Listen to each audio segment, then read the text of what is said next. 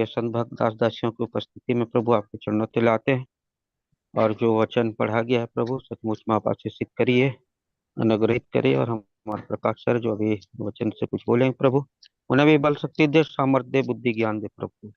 ओ पिता परमेश्वर, पवित्र आत्मा अभिषेक कर प्रभु। सारी बातों में हम आपको धन्यवाद करते हैं और इस प्रार्थना को उद्धार करते ही नाम से मांगते हैं, आमीन आमीन। आमेन आमेन आमेन। बहुत धन्यवाद आज्ञा। और तो बतरा साहब, थैंक यू, बहुत बहुत धन्यवाद दीदी। तानी दीदी प्रेज द लॉर्ड सर, भल लागला कि आज्ञा। हाँ ଭଲ ଅଛି ଦିଦି।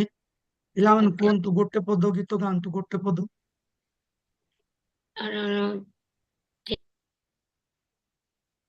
ସାର୍ ମୁଁ ମଧ୍ୟ ସକାଳେ ଫୋନ କଲି ଟିକେ ପ୍ରାର୍ଥନା କରିବା ପାଇଁ, ଆପଣ ଟିକେ ରିସିଭ କରିପାରିଲେ ନାହିଁ। ମୁଁ ଶୋଇଥିଲି ଆଜ୍ଞା। ହଁ ହଁ, ଆଉ ଭଲ ଅଛନ୍ତି ତ ସାର୍? ହଁ, ଭଲ ଅଛି।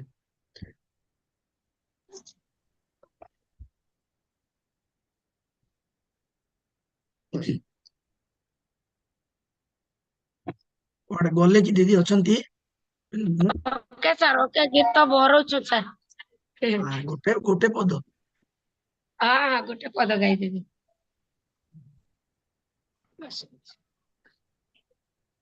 हो तेरी स्तुति और आराधना करते हम ये तुझसे ये प्रार्थना, महिमा से तेरी तू इस जगह को भर, जो जो चाहे तू यहाँ पर कर। हालेलुया हालेलुया हालेलुया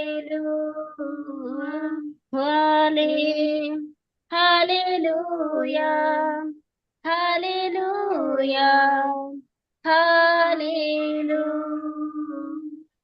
हो तेरी स्तुति और आराधना करते हम ये तुझसे ये प्रार्थना, महिमा से तेरी तू इस जगह को भर, जो भी तू चाहे तू यहाँ पर कर। Hallelujah hallelujah hallelujah hallelujah hallelujah hallelujah. करुणा से तेरी नया दिन दिखाता है, ढाल बनकर मेरी मुझे बचाता है। जब मैं पुकारूं तू दौड़ आता है, जब मैं गिरूं मुझे उठाता है। हाले हालेलुया हालेलुया हालेलुया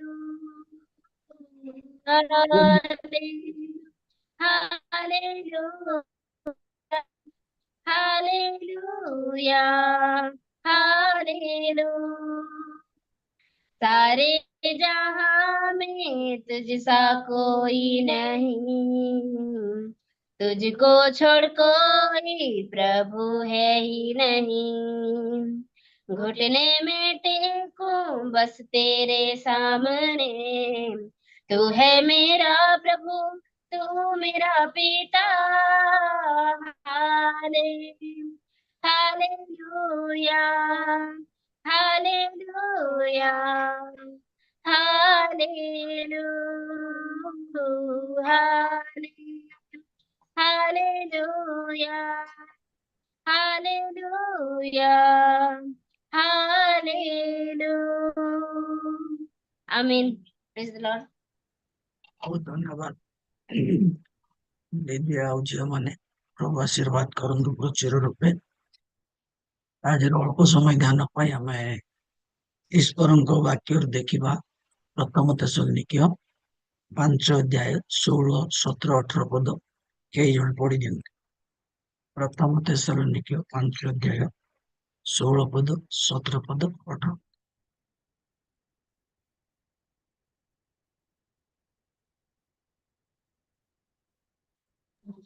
प्रथम पीतर कि सर प्रथम तेसलोनिके 5 अध्याय 16 पद 17 पद 18 पद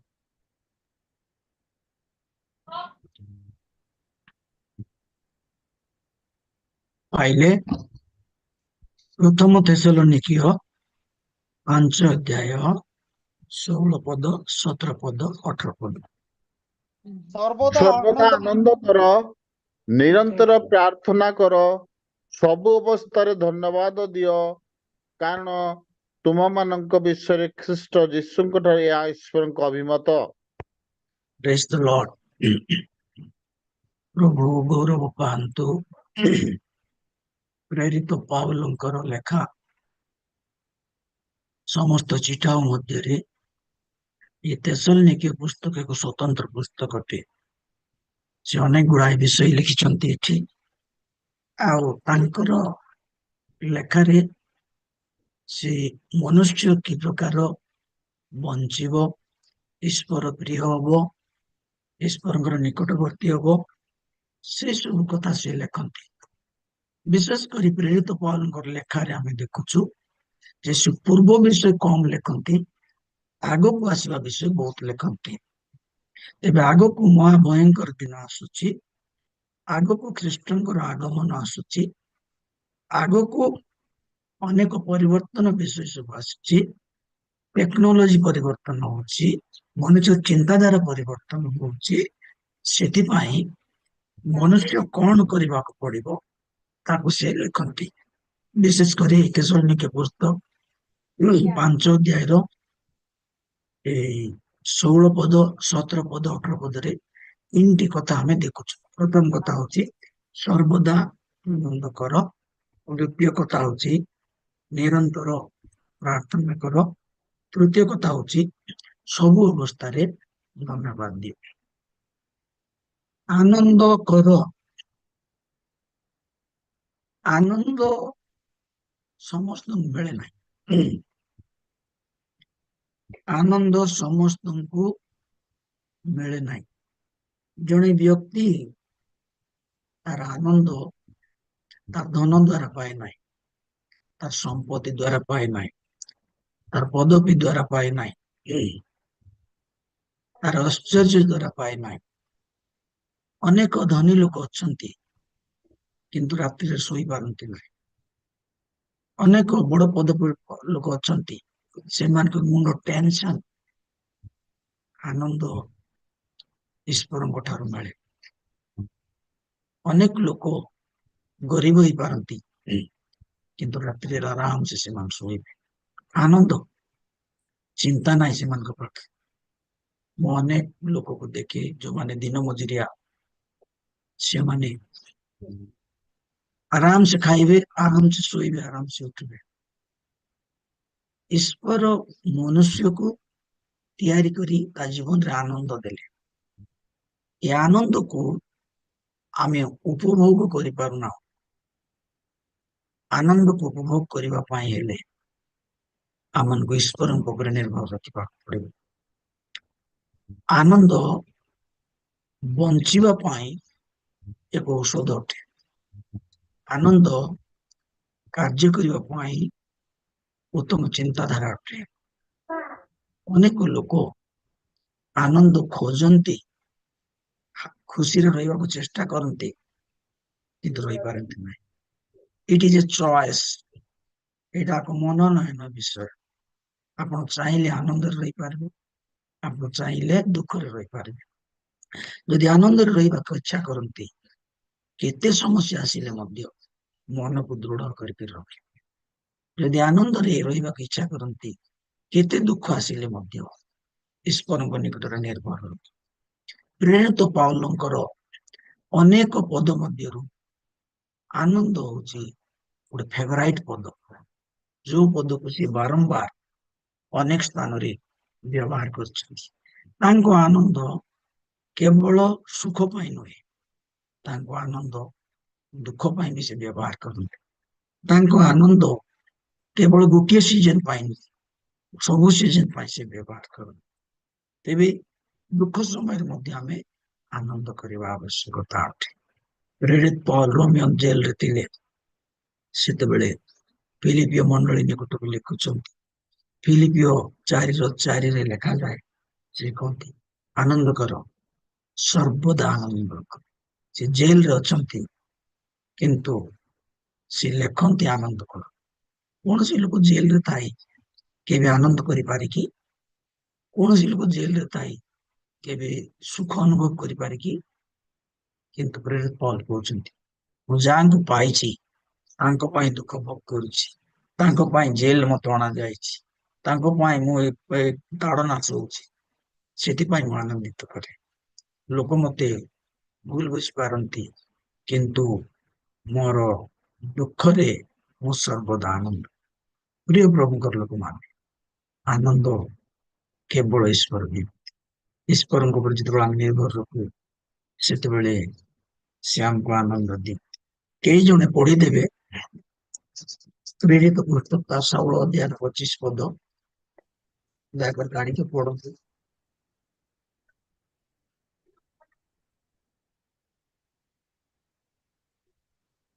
ପ୍ରେରିତ 16:25 କେହି ଜଣ ପଢନ୍ତୁ। କିନ୍ତୁ ପ୍ରାୟ ମଧ୍ୟରାତ୍ରିରେ ପାଉଲ ଓ ସିଲା ଈଶ୍ୱରଙ୍କ ନିକଟରେ ପ୍ରାର୍ଥନା ଓ ସ୍ତବଗାନ କରୁଥିଲେ, ଆଉ ବନ୍ଧୀମାନେ ଶୁଣୁଥିଲେ। ଏଠି ଲେଖୁଛନ୍ତି ଯେ ପାଉଲ ଆଉ ଶିଲା ମଧ୍ୟରାତ୍ରରେ ଆନନ୍ଦ କରୁଛନ୍ତି, ସ୍ତବଗାନ କରୁଛନ୍ତି। ତାର ବ୍ୟାକଗ୍ରାଉଣ୍ଡକୁ ଯଦି ଆପଣ ଦେଖିବେ, ପାଉଲ ଶିଲାଙ୍କୁ ଲୋକମାନେ ମାଡ଼ ମାରିଛନ୍ତି, ଜେଲରେ ପୁରେଇଛନ୍ତି, ଧମକ ଦେଇଛନ୍ତି, ତାଙ୍କୁ ଆଣିକି ଜେଲରେ ରଖିଛନ୍ତି। ସେ ସମୟରେ ମଧ୍ୟରାତ୍ରିରେ ସେମାନେ ଆନନ୍ଦ କରୁଛନ୍ତି, ସ୍ତବଗାନ କରୁଛନ୍ତି, ଈଶ୍ୱରଙ୍କ ପାଇଁ ଆନନ୍ଦ କରୁଛନ୍ତି। ବାଇବେଲରେ ଲେଖାଯାଏ ମଶା ଆଉ ଫାରୋଙ୍କର କନ୍ୟାଙ୍କର ପୁତ୍ର ହେବା ଅପେକ୍ଷା ତାଙ୍କୁ ଲୋକମାନଙ୍କ ପାଇଁ ଦୁଃଖ ଭୋଗ କରିବା ମନୋନୀତ। ଆନନ୍ଦ ଈଶ୍ୱରୀୟ ଶକ୍ତି ଦ୍ୱାରା ମିଳିଥାଏ। ପାଉଲ ଓ ଶିଲା ଭଲ ଅବସ୍ଥାରେ ନାହାନ୍ତି, ଏଠି ସେମାନେ ଜେଲରେ ଅଛନ୍ତି କିନ୍ତୁ ଆନନ୍ଦ କରୁଛନ୍ତି। ଆପଣ ଦୁଃଖରେ ଥାଇପାରନ୍ତି, ଅଭାବରେ ଥାଇପାରନ୍ତି, କଷ୍ଟରେ ଥାଇପାରନ୍ତି, କିନ୍ତୁ ଈଶ୍ୱର ଆପଣଙ୍କୁ ଆନନ୍ଦ ଦେବେ ଯେତେବେଳେ ଆପଣ ସତ୍ୟରେ ଚାଲିବେ, ଯେତେବେଳେ ଆପଣ ଈଶ୍ୱରଙ୍କ ନିକଟବର୍ତ୍ତୀ ହେବେ। ଆନନ୍ଦ ଈଶ୍ୱର ଦିଅନ୍ତି। ଜଗତରେ ଆନନ୍ଦ ନଥିଲା କିନ୍ତୁ ସ୍ୱର୍ଗୀୟ ଦୂତ ସେଇଦିନ ମେଷପାଳକଙ୍କ ନିକଟରେ ଆନନ୍ଦର ସୁସମାଚାର ଦେଲେ। ସେ କହିଲେ ଦେଖ ମୁଁ ତୁମମାନଙ୍କ ନିମନ୍ତେ ଆନନ୍ଦଜନକ ସୁସମାଚାର ଦେଉଅଛି।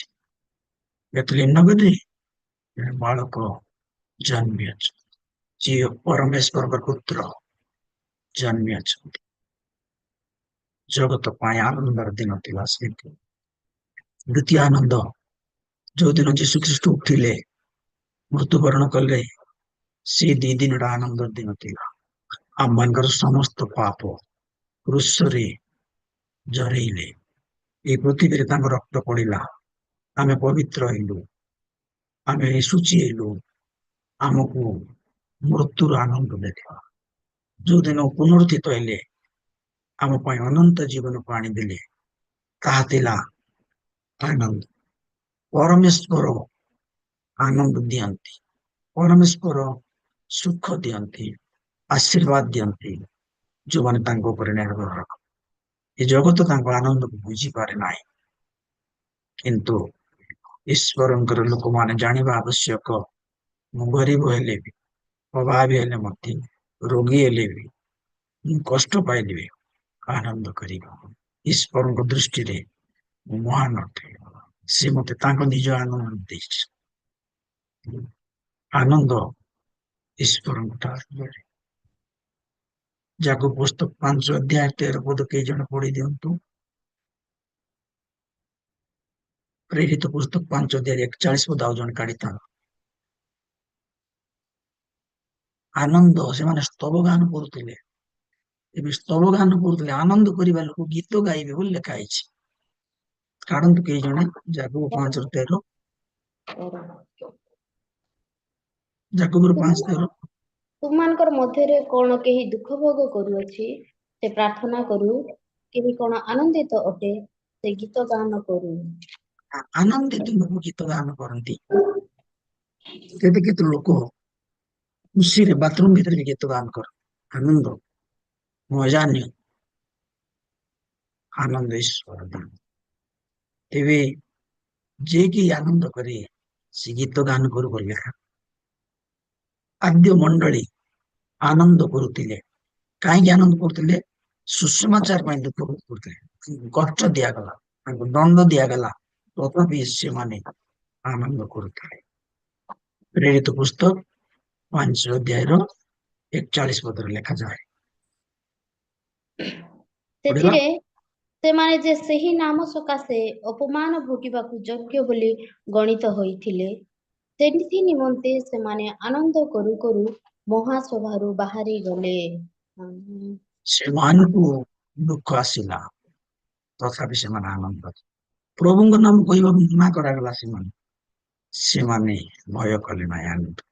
ପ୍ରିୟ ପ୍ରଭୁଙ୍କର ଲୋକମାନେ, ଈଶ୍ୱରଙ୍କ ପାଇଁ ଯେତେବେଳେ ଆମେ ଦୁଃଖ ଭୋଗ କରୁଛୁ, ଆମେ ଆନନ୍ଦ କରିବାର ଆବଶ୍ୟକ। ପ୍ରଭୁ ଆନନ୍ଦ ଦିଅନ୍ତି। ଆନନ୍ଦ, ଈଶ୍ୱରୀୟ ଆନନ୍ଦ ମନୁଷ୍ୟକୁ ଅନୁଗ୍ରତା ପ୍ରଦାନ କରେ। ତେଣୁ ପ୍ରଭୁଙ୍କଠାରେ ଆମେ ଆନନ୍ଦ କରିବା। ନେହେମିଆ 8:10 ପଦ ଲେଖାଯାଏ, ସଦାପ୍ରଭୁଙ୍କ ବିଷୟ କହ, ଆନନ୍ଦ ମୋର ବଳ ଅଟେ। ହୋସେୟା 3:17 ଲେଖାଯାଏ, ସେଠି ମଧ୍ୟ ହୋସେୟା ଆନନ୍ଦ କରନ୍ତି। କଣ ବୋଲି କୁହନ୍ତି? ଚାଷ ନ ହଉ, କଷ୍ଟ ଆସୁ, ଦୁଃଖ ଆସୁ, ମୁଁ ପ୍ରଭୁଙ୍କ ଠାରେ ଆନନ୍ଦ କରିବା। ଦ୍ୱିତୀୟ କଥା, ନିରନ୍ତର ପ୍ରାର୍ଥନା କର। 17 ପଦ, ନିରନ୍ତର ପ୍ରାର୍ଥନା। ନିରନ୍ତର ବୋଲି କଣ? କଣ୍ଟିନ୍ୟୁ, କଣ୍ଟିନ୍ୟୁ ପ୍ରାର୍ଥନା କରିବାର ଅଛି।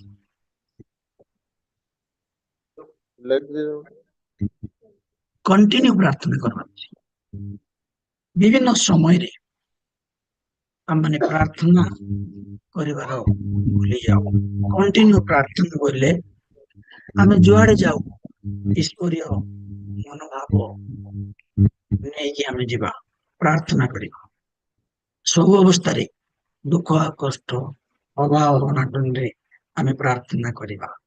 1 କରିନ୍ଥୀୟ 14:15 ଲେଖାଯାଏ, ଆତ୍ମାରେ ପ୍ରାର୍ଥନା ଆଉ ବୁଦ୍ଧିରେ ପ୍ରାର୍ଥନା କରିବା। କଣ୍ଟିନ୍ୟୁ ଆତ୍ମାରେ ପ୍ରାର୍ଥନା ଆଉ ବୁଦ୍ଧିରେ ପ୍ରାର୍ଥନା। କୋଉ ଜାଗାରେ ପ୍ରାର୍ଥନା କରାଯିବ, କେମିତି ପ୍ରାର୍ଥନା କରାଯିବ? ଆପଣ ମନେ ମନେ ପ୍ରାର୍ଥନା କରିବେ ଅନେକ ଜାଗାରେ, ଯୋଉ ଜାଗାରେ ଆପଣ ପାଟି କରି କରିପାରିବେ ନାହିଁ। ଆତ୍ମାରେ ପ୍ରାର୍ଥନା କରିବେ ଯୋଉ ଜାଗାରେ ଆପଣଙ୍କୁ ସ୍ୱାଧୀନ ରହିଅଛି। ବୁଦ୍ଧିରେ ପ୍ରାର୍ଥନା କରିବା ଆବଶ୍ୟକ। ସବୁବେଳେ ପ୍ରାର୍ଥନା କର, ଚାଲିଲା ବେଳେ, ବସିଲା ବେଳେ, ଉଠିଲା ବେଳେ ପ୍ରାର୍ଥନା କରୁଛି। ଯଦି ମା ମାନେ ରାନ୍ଧୁଛନ୍ତି, ସେତେବେଳେ ଈଶ୍ୱରଙ୍କୁ ଡାକି ପ୍ରାର୍ଥନା କରିବା ଉଚିତ। ଯଦି ବାପା ମାନେ କୌଣସି କାର୍ଯ୍ୟରେ ଅଛନ୍ତି, ଚାଲୁଛନ୍ତି, ସେତେବେଳେ ପ୍ରାର୍ଥନା କରିବାକୁ ଆବଶ୍ୟକ। ଯଦି ଆମେ କିଛି କାମରେ ଅଛୁ, ମନେ ମନେ ଆମେ ପ୍ରାର୍ଥନା କରିବାର ଆବଶ୍ୟକ। ସେଥିପାଇଁ ପ୍ରେରିତ ପୌଲ କହୁଛନ୍ତି, ନିରନ୍ତର ପ୍ରାର୍ଥନା କର। ପ୍ରାର୍ଥନାର ମନୋଭାବକୁ ଭୁଲ ନାହିଁ। ତୁମେ ଯେତେବେଳେ ଭାବିବ, ଚିନ୍ତା କରିବ, ଯୀଶୁଙ୍କୁ ମନେ ପକେଇବ, ଯେକୌଣସି ବିଷୟ ତମେ ଯେତେବେଳେ ପ୍ରାର୍ଥନା କରିବ, ସଦାପ୍ରଭୁ ତୁମମାନଙ୍କୁ ଉତ୍ତର ଦେବେ। ମାଥ୍ୟୁ ତାର 26:41 ଲେଖାଯାଏ, 40 ପଦରେ ଲେଖାଯାଏ ଯେ ପରୀକ୍ଷାରେ ଯେପରି ନ ପଡ, ଏଥିପାଇଁ ତୁମମାନେ ପ୍ରାର୍ଥନା କର। ଆମେ ନିରନ୍ତର ପ୍ରାର୍ଥନା କରିବା। ଅନେକ ପରୀକ୍ଷା, ପ୍ରଲୋଭନ, କଷ୍ଟ, ଦୁଃଖ, ଅଭାବ, ଅନାଟନ, ଶତ୍ରୁ, ଶୈତାନ ଆମମାନଙ୍କ ଜୀବନରେ ରହିଅଛି। ସମସ୍ୟା ରହିଛି, ଦୁଃଖ ଅଛି, କଷ୍ଟ ଅଛି। ତା ସବୁ ପରୀକ୍ଷାରୁ ଉତ୍ତୀର୍ଣ୍ଣ ହେବା ପାଇଁ ଆମମାନଙ୍କୁ ପ୍ରାର୍ଥନା କରିବାକୁ ପଡିବ। ଗୀତ ସଂହିତାର 1:1 ଲେଖାଯାଏ, ଦିବାରାତ୍ର ତାଙ୍କ ବ୍ୟବସ୍ଥା ଧ୍ୟାନ କରିବ, ସବୁବେଳେ ବ୍ୟବସ୍ଥାକୁ ହୃଦୟରେ ରଖିବା। ପ୍ରେରିତ ପୌଲ ସେଥିପାଇଁ କହନ୍ତି ତେସଲୋନିକେ ମଣ୍ଡଳୀକୁ, ମାନେ ନିରନ୍ତର ପ୍ରାର୍ଥନା କର। ତ ପ୍ରାର୍ଥନା କରିବାକୁ ଭୁଲି ଯାଅ ନାହିଁ। ଯୀଶୁ ଖ୍ରୀଷ୍ଟ ସ୍ୱୟଂ ପ୍ରାର୍ଥନା କରୁଥିଲେ ରାତି ଆଉ ଦିନ, ପାହାନ୍ତି ଆଉ ସନ୍ଧ୍ୟାରେ। ତେଣୁକରି ପ୍ରିୟ ମାନେ, ପ୍ରାର୍ଥନା ଏକ ଅଭ୍ୟାସ ଅଟେ। ଆମେ ସକାଳ ସନ୍ଧ୍ୟା 2 ବେଳ କରୁଛୁ, କିନ୍ତୁ ପ୍ରାର୍ଥନା ଏକ ଅଭ୍ୟାସ ଅଟେ। ମୁଁ ଆପଣଙ୍କୁ ଗ୍ୟାରେଣ୍ଟି ଦେଇ କହୁଛି, ଯୋଉମାନେ ମତେ ଦେଖୁଛନ୍ତି ମୁଁ ଗ୍ୟାରେଣ୍ଟି ଦେଇ କହୁଛି ଆପଣ ସକାଳେ ସନ୍ଧ୍ୟା ପ୍ରାର୍ଥନା 6 ମାସ କରନ୍ତୁ, ପରମେଶ୍ୱର ଆପଣଙ୍କ ପରିସ୍ଥିତିକୁ ବଦଳେଇବେ। ଧାରାବାହିକ ଭାବେ କରନ୍ତୁ। ସେ ଜୀବିତ ଈଶ୍ୱର, ସେ ମୃତ ଈଶ୍ୱର ନୁହନ୍ତି, କିନ୍ତୁ ଉତ୍ତମ ହୃଦୟରେ ପ୍ରାର୍ଥନା କରିବାକୁ ଦରକାର। ବାଇବେଲରେ ଲେଖାଯାଏ ଗୋଟେ ମନୁଷ୍ୟ ଆଉ ସାଂସାରିକ ମନୁଷ୍ୟ ପିଲାମାନଙ୍କୁ ଯଦି ଉତ୍ତମ ବିଷୟ ଦେଇ ଜାଣିଦେବେ, ଆମମାନଙ୍କର ସ୍ୱର୍ଗସ୍ଥ ପିତା କେତେ ଅଧିକ ରୂପେ ଆମମାନଙ୍କ ପବିତ୍ର ଆତ୍ମା ଦେବେ। ଆମେ ଯେତେବେଳେ ପ୍ରାର୍ଥନା କରିବା ପରମେଶ୍ୱର ଆମମାନଙ୍କୁ ଦିଅନ୍ତୁ। ଏଫେସୀୟ 6:18 କେହି ଜଣେ ପଢି ଦିଅନ୍ତୁ। ଏଫେସୀୟ 6:18 ପ୍ଲିଜ ପଢନ୍ତୁ।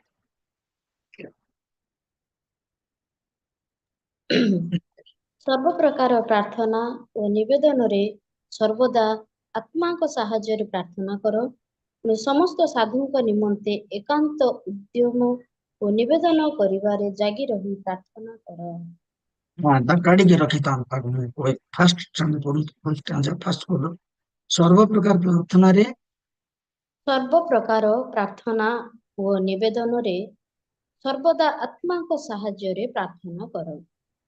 ପୁଣି ସର୍ବ ପ୍ରକାର ପ୍ରାର୍ଥନା ଆଉ ନିବେଦନରେ ଆତ୍ମାଙ୍କ ସାହାଯ୍ୟରେ ସର୍ବ ପ୍ରକାର ପ୍ରାର୍ଥନା ବୋଲି କେମିତି ପ୍ରାର୍ଥନା? ସବୁ ପ୍ରାର୍ଥନା, ରାଜାଙ୍କ ପାଇଁ ପ୍ରାର୍ଥନା କରିବା, ଦେଶ ପାଇଁ ପ୍ରାର୍ଥନା କରିବା, ଲୋକମାନଙ୍କ ପାଇଁ ପ୍ରାର୍ଥନା କରିବା, ଆତ୍ମାର ସହିତ ପ୍ରାର୍ଥନା କରିବା। ପ୍ରାର୍ଥନା ମନୁଷ୍ୟକୁ ଈଶ୍ୱରଙ୍କ ସହିତ ଜଡିତ କରେ। ଆମେ ସବୁ କରୁ, ବେଳେ ବେଳେ ପ୍ରାର୍ଥନାକୁ ଆମେ ଭୁଲି ଯାଉ। ଖାଇଲା ବେଳେ ଶୋଇଲା ବେଳେ ବେଳେ ବେଳେ ଆମେ ପ୍ରାର୍ଥନା କରିଥାଉ, କିନ୍ତୁ ପ୍ରାର୍ଥନା ମନୁଷ୍ୟକୁ ଈଶ୍ୱରଙ୍କ ସହିତ ସଂଯୁକ୍ତ କରେ। ନେକ୍ସଟ ତଳପଦ। ପୁଣି ସମସ୍ତ ସାଧୁଙ୍କ ନିମନ୍ତେ ଏକାନ୍ତ ଉଦ୍ୟମ ଓ ନିବେଦନ କରିବାରେ ଜାଗି ରହି ପ୍ରାର୍ଥନା କର। ସାଧୁମାନଙ୍କ ପାଇଁ ଜାଗି ରହିକିରି ପ୍ରାର୍ଥନା କର। ପାଶରି ପକାଉ ନାହିଁ। ଯେ ତୁମକୁ ଉପକାର କରୁଛନ୍ତି, ଯେ ପାଇଁ ତୁମ ପାଇଁ ପ୍ରାର୍ଥନା କରୁଛନ୍ତି, ଯେ ତୁମମାନଙ୍କୁ ସାହାଯ୍ୟ କରୁଛନ୍ତି, ଯେ ତୁମକୁ ପ୍ରଭୁଙ୍କର ବାକ୍ୟ କହିଥିଲେ, ସେମାନଙ୍କୁ ଭୁଲି ଯାଉ ନାହିଁ। ଜାଗି ରହିକି ତୁମମାନେ ପ୍ରାର୍ଥନା କର। ସର୍ବଦା ପ୍ରାର୍ଥନା କର। ଯୋଉଠି ଯାଉଛନ୍ତି ପ୍ରାର୍ଥନା, ମୋଟରସାଇକେଲ ଚଲାଉଛନ୍ତି ପ୍ରାର୍ଥନା କରନ୍ତୁ। ଆପଣ ମର୍ଣ୍ଣିଂ ୱାକ୍ ଯାଉଛନ୍ତି ପ୍ରାର୍ଥନା କରନ୍ତୁ। ଇଭିନିଂ ୱାକ୍ ଯାଉଛନ୍ତି ପ୍ରାର୍ଥନା କରନ୍ତୁ। ପରମେଶ୍ୱର ଆମମାନଙ୍କୁ ସେଥିପାଇଁ ବ୍ୟବହାର କରନ୍ତି। ଆମେ ସବୁବେଳେ ପ୍ରାର୍ଥନା କରେ, ସବୁ ଅବସ୍ଥାରେ। ବସରେ ଯାଉଛୁ ପ୍ରାର୍ଥନା କରିବା, ଟ୍ରେନରେ ଯାଉଛୁ ପ୍ରାର୍ଥନା କରିବା। ତାହା ଏକ ଈଶ୍ୱରୀୟ ସ୍ୱଭାବ ଅଟେ। ପଉଲ କହନ୍ତି ଆନନ୍ଦ କର। ଦ୍ୱିତୀୟରେ ନିରନ୍ତର ପ୍ରାର୍ଥନା କର। ନିରନ୍ତର ପ୍ରାର୍ଥନା ହଉଛି ଯେକୌଣସି ପରିସ୍ଥିତିରେ ଆତ୍ମା ଓ ବୁଦ୍ଧିରେ ପ୍ରାର୍ଥନା କରିପାରିବେ। ତା ହଉଛି ନିରନ୍ତର ପ୍ରାର୍ଥନା। ତୃତୀୟ କଥା, ସବୁ ଅବସ୍ଥାରେ ଧନ୍ୟବାଦ ଦିଅ। ସବୁ ଅବସ୍ଥାରେ ଧନ୍ୟବାଦ ଦିଅ। ଦୁଃଖ ଆଉ ସୁଖରେ, ଅଭାବ ଅନାଟନରେ, ରୋଗରେ, ଅସୁବିଧାରେ ଧନ୍ୟବାଦ ଦେବାର ଅଛି। କେବେ ପ୍ରଭୁଙ୍କୁ ନିନ୍ଦା କରିବାକୁ ହବ ନାହିଁ। ଆପଣ ରୋଗ ଅଛି ସେଥିପାଇଁ ପ୍ରଭୁଙ୍କୁ ଧନ୍ୟବାଦ ଦିଅନ୍ତୁ। ଆପଣଙ୍କର ଅଭାବ ଅଛି ସେଥିପାଇଁ ପ୍ରଭୁଙ୍କୁ ଧନ୍ୟବାଦ ଦିଅନ୍ତୁ। ଆପଣଙ୍କୁ ଲୋକ ତାଡ଼ନା କରୁଛନ୍ତି ସେଥିପାଇଁ ପ୍ରଭୁଙ୍କୁ ଧନ୍ୟବାଦ। ଆପଣଙ୍କୁ ଆଉ ସମସ୍ୟା ଦେଇ ଗତି କରୁଛନ୍ତି, ବିଜୟ ହେଇପାରୁନାହାନ୍ତି, ପ୍ରଭୁଙ୍କୁ ଧନ୍ୟବାଦ ଦିଅନ୍ତୁ। ଧନ୍ୟବାଦ ଈଶ୍ୱର ପାଇବାକୁ ଯୋଗ୍ୟବନ୍ତ ଅଟନ୍ତି, କାରଣ ସେ ଆମମାନଙ୍କ ପାଇଁ ମୃତ୍ୟୁଭୋଗ କରିଥିଲେ, ଉଠିଲେ। ତେବେ ପ୍ରଭୁଙ୍କୁ ଆମେ ନିହାତି ଧନ୍ୟବାଦ ଦେବା ଆବଶ୍ୟକ ଅଟେ। ଆମେ ଦେଖୁଛୁ ସୁସମାଚାରରେ 10 ଜଣ କୁଷ୍ଠୀକୁ ଯୀଶୁ ସୁସ୍ଥ କଲେ, କିନ୍ତୁ ଗୋଟେ ଲୋକ ଆସି ଧନ୍ୟବାଦ, 9 ଜଣ କୁଆଡେ? ଆଶୀର୍ବାଦ ନାହିଁ ଦୁନିଆରେ, ଧନ୍ୟବାଦୀ ଲୋକ ବହୁତ କମ ଅଟନ୍ତି। ତେଣୁ ଆମେ ସେଇ କଲୋସ୍ୟ 3:17 ଲେଖାଯାଏ, ପଢନ୍ତୁ। କୋଉଟା? କଲୋସ୍ୟ 3:17। ଆଉ ବାକ୍ୟ କି କର୍ମରେ ତୁମ୍ଭେମାନେ ଯାହା କିଛି କର, ସେ ସମସ୍ତ ପ୍ରଭୁ ଯୀଶୁଙ୍କ ନାମରେ କରି ତାହାଙ୍କର ଦ୍ୱାରା ପିତା ଈଶ୍ୱରଙ୍କୁ ଧନ୍ୟବାଦ ଦିଅ। ବାକ୍ୟ ଆଉ କର୍ମରେ ଈଶ୍ୱରଙ୍କର ଧନ୍ୟବାଦ। ବେଳେ ବେଳେ ସେବକ ମାନଙ୍କ ଘରେ ବହୁତ ଅଭାବ ଥାଏ, କଷ୍ଟ ଥାଏ। ବେଳେ ବେଳେ ଖ୍ରୀଷ୍ଟିଆନ ଲୋକମାନଙ୍କ ପାଖରେ ବହୁତ ଅଭାବ ଥାଏ। ସବୁ ଅବସ୍ଥାରେ ଆମେ ଈଶ୍ୱରଙ୍କୁ ଧନ୍ୟବାଦ ଦେବାର ଅଛି। ଗୀତ ସଂହିତା 34:1 ଲେଖାଯାଏ, ଆମେ ତାଙ୍କୁ ଧନ୍ୟବାଦ ଦେବାର ଆବଶ୍ୟକତା ରହିଛି। ପ୍ରିୟ ପ୍ରଭୁଙ୍କ ଲୋକମାନେ, ଆମେ ଈଶ୍ୱରଙ୍କୁ ଧନ୍ୟବାଦ ଦେବାକୁ କେବେ ବି ଭୁଲିବା ନାହିଁ। କାରଣ ସେ ଆମମାନଙ୍କ ପାଇଁ ମୃତ୍ୟୁବରଣ କଲେ, ଆମମାନଙ୍କୁ ନୂଆ ଜୀବନ ଦେଲେ। ସବୁବେଳେ ସବୁ ଅବସ୍ଥାରେ ତାଙ୍କୁ ଧନ୍ୟବାଦ ଦେବାର ଅଛି। ଯଦି ଘରେ ଲୁଣ ନାହିଁ, ଆନନ୍ଦରେ ଖାଆନ୍ତୁ। ବିନା ଲୁଣରେ ଈଶ୍ୱରଙ୍କୁ ଧନ୍ୟବାଦ। ଯଦି ଘରେ ଖାଦ୍ୟ ନାହିଁ, ପ୍ରାର୍ଥନା କରନ୍ତୁ ଈଶ୍ୱରଙ୍କୁ ଧନ୍ୟବାଦ। ମୁଁ ସେବକ ମାନଙ୍କ ପାଇଁ କଥା କହୁଛି। ଯଦି ଅଭାବ ଅଛି, ଆଣ୍ଠୁ ଭାଙ୍ଗି ପ୍ରାର୍ଥନା କରି ଧନ୍ୟବାଦ ଦେଉଛି। ପ୍ରଭୁ ମତେ ଏ ବିଷୟ ଦେଇଛନ୍ତି, ତୁମକୁ ଧନ୍ୟବାଦ। ସଦାପ୍ରଭୁ ଆପଣଙ୍କୁ ଡାକ, ଆପଣଙ୍କୁ ଧନ୍ୟବାଦ ଶୁଣିବେ, ଆପଣଙ୍କ ପରିସ୍ଥିତିକୁ ବଦଳେଇ ଦେବେ। ପ୍ରଭୁ କେବେ କାଠରେ ଋଣୀ ହୁଅନ୍ତି ନାହିଁ। ଆପଣ ଯେତେବେଳେ ପ୍ରାର୍ଥନା କରନ୍ତି, ଆପଣଙ୍କ ମୂଲ ସେ ଦେବେ, ଆପଣଙ୍କର ବେତନ ସେ ଦେବେ। ସେଥିପାଇଁ ପ୍ରଭୁଙ୍କ ଠାରେ ଧନ୍ୟବାଦ ଦେବା ଆବଶ୍ୟକ ଅଟେ। ପ୍ରଥମ କଥା କହିଲି, ସର୍ବଦା ପ୍ରାର୍ଥନା କର, ସର୍ବଦା ଆନନ୍ଦ କର, ନିରନ୍ତର ପ୍ରାର୍ଥନା କର ଏବଂ ସବୁ ଅବସ୍ଥାରେ ଧନ୍ୟବାଦ ଦିଅ। ପ୍ରଭୁ ଏ ଛୋଟିଆ ଚିନ୍ତାରେ ଆମମାନଙ୍କୁ ଆଶୀର୍ବାଦ କରନ୍ତୁ। ଏ ତିନିଟା ସ୍ୱଭାବ ଆମ ଜୀବନରେ ସବୁବେଳେ ଦିଅନ୍ତୁ। ନିରନ୍ତର ପ୍ରାର୍ଥନା କରିବା, ସବୁବେଳେ ଆନନ୍ଦ କରିବା ଏବଂ ଆମ ଈଶ୍ୱରଙ୍କୁ ଆପଣେଇକି ରଖିବା, ଧନ୍ୟବାଦ ଦେବାରେ ଭୁଲିବା ନାହିଁ। ଥ୍ୟାଙ୍କ ୟୁ ଭେରି ମଚ୍ ଆଜ୍ଞା। ପ୍ରଭୁ ଆଶୀର୍ବାଦ କରନ୍ତୁ ସମସ୍ତଙ୍କୁ। ବହୁତ ବହୁତ ଧନ୍ୟବାଦ। थैंक यू सर, बहुत